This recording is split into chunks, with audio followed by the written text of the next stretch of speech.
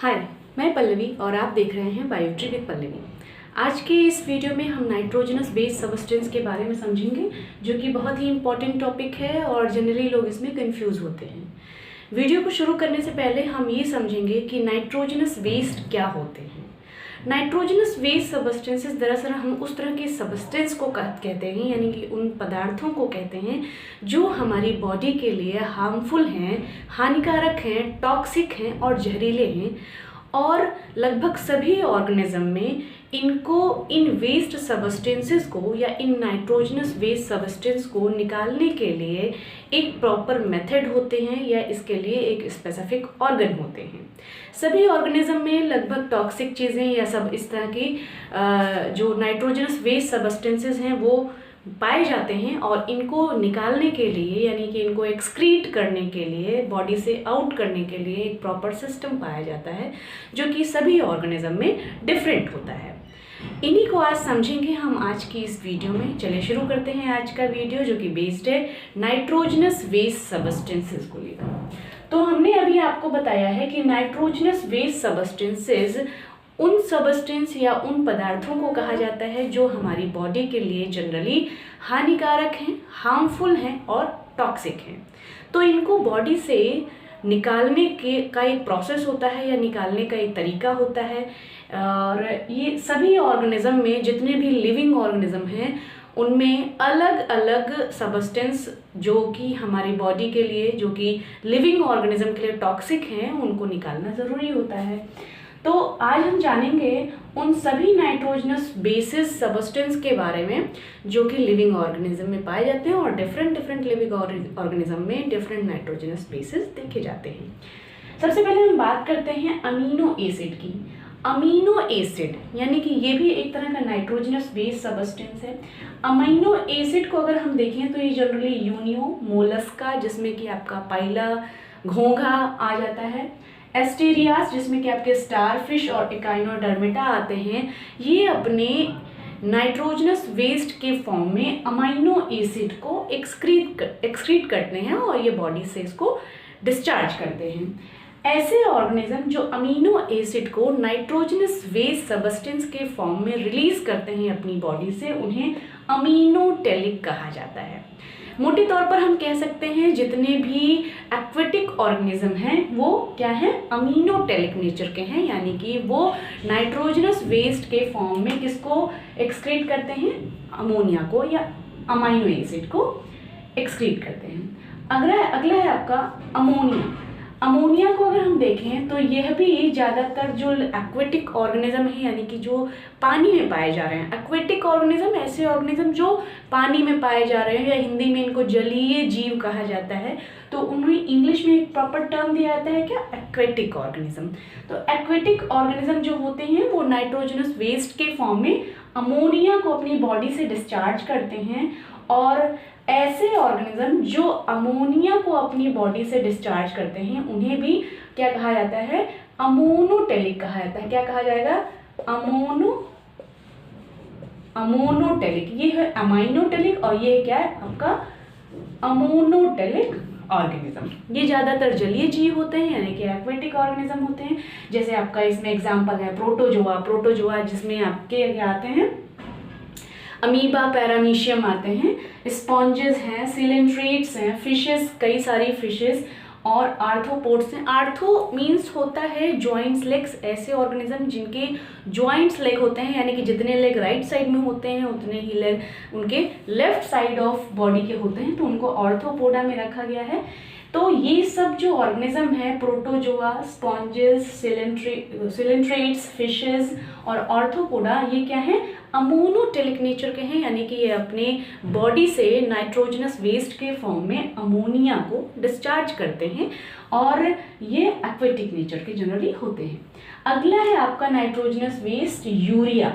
Urea ज़्यादातर जो nitrogenous waste है ये एक्सक्रीट किया जाता है एम्फीबियंस में और मैमल्स में। एम्फीबिया जिसमें कि फ्रॉग आते हैं, ज़्यादातर जो टेरेस्ट्रियल यानी कि जो लैंड पर, टेरेस्ट्रियल यानी जो लैंड पर ऑर्गेनिज्म पाए जाते हैं वो एम्फीबियंस आते हैं।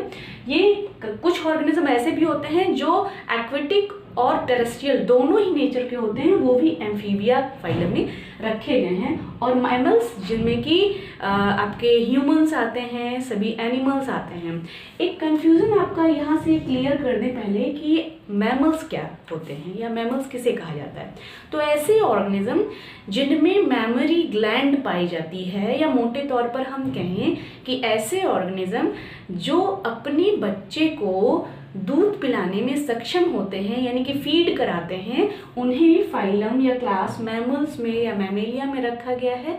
तो ह्यूमन है, कई सारे एनिमल्स हैं जो फीमेल एनिमल्स हैं, वो अपने बच्चे को दूध पिलाने में सक्षम होते हैं, तो उनमें क्या कहा जाता है, उन्हें मैमल्स क्लास में रखा जाता है। अब आप सोच रहे होंगे कि मैमरी ग्लैंड तो मेल्स में भी पाई जाती, तो हाँ बिल्कुल, मैमरी ग्लैंड की अगर हम बात करते हैं, यानी कि ऐसे ऑर्गेनिज्म जिनमें मैमरी ग्लैंड पाई जाती हैं, उन्हें क्लास मैमल्स में रखा गया है। और ये मैमरी ग्लैंड दरअसल फीमेल में मच डेवलप होती है और मेल में कम डेवलप होती है। फीमेल में एस्ट्रोजन और प्रोजेस्टेरोन हार्मोन की वजह से इनका डेवलपमेंट ज़्यादा हो जाता है। और दूसरी इम्पॉर्टेंट बात, मैमरी ग्लैंड या मैमल्स के एक और लक्षण है कि वो अपने बच्चों को दूध पिलाने की कैपेसिटी रखते हैं। तो ऐसे ऑर्गेनिज्म जो नाइट्रोजनस वेस्ट के फॉर्म में यूरिया को डिस्चार्ज करते हैं, जैसे कि मैमल्स और एम्फीबियंस, उनको क्या कहा जाता है, यूरियोटेलिक कहा जाता है।